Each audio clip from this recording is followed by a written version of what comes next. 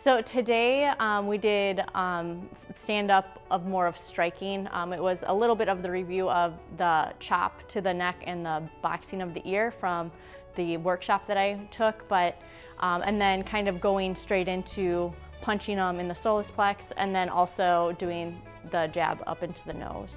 So I don't know any of the terms.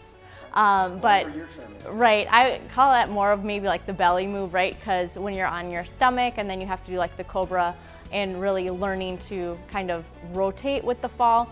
For me, some of the difficulty was because I have such long limbs and legs of trying to figure out when you are compressed of like what ones need to go where. And again, even if you did the wrong leg or the wrong arm, how you could still get out of that situation. So last week it was the double, like having both of your wrists held and then getting out of it with both of your elbows. Being able to, if we're getting pushed, being able to get out of it, you know, the side. And Taylor and I were kind of joking because when you're pushed, it's almost like you're like kind of dancing. It's almost like a dance move, like not a twirl, so to say, but to get away. And then when you're pushing in, again, being able to more hit, more contact.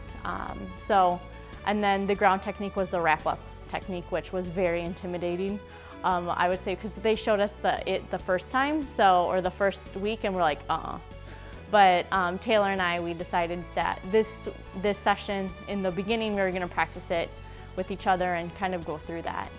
No, I feel that the time that we're given is great. I think everybody's really good at, you know, the what-if scenarios that we talk about. You know, we definitely probably think to high heavens on those, but it's really great because you and even your staff is pretty knowledgeable, and I feel like you guys have done research, so it kind of maybe eases our anxiety of those situations. But if we do have questions, or even if we're in the middle of a move and we don't do it right, we just stop and then we kind of go through it and talk through it one more time. Or even if we didn't do the move correctly, if we still got out of the move, you know, we still receive praise of, hey, you didn't do it right, but you got away and that was the end result. So I feel, you know, there's just a great deal of encouragement. And I think that was the thing that during the workshop that made me want to come back, was the encouragement and just the realness of the individuals and, you know, the instructors. I think the trap and roll one, and I don't know if it's just because you can roll like guys that are 200 pounds off of you, and just you can feel the immense power of that particular move, but I think it's also the one that we've also practiced the most.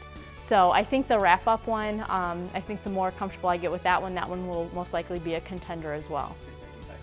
Yeah, I think when I first started even doing like the workshop before I signed up for the classes, it was more about, because it was uncomfortable. You're in somebody else's space, they're in your space, and I feel that I knew that I wasn't looking Zahar in the eye, so I kind of started forcing myself, but it's been getting easier, right? And I think by being able to do that, if a situation like that were to occur, that I would feel confident enough to look at them in the eyes versus cowering away and trying to, you know, be somewhere else versus in that moment and reading the situation.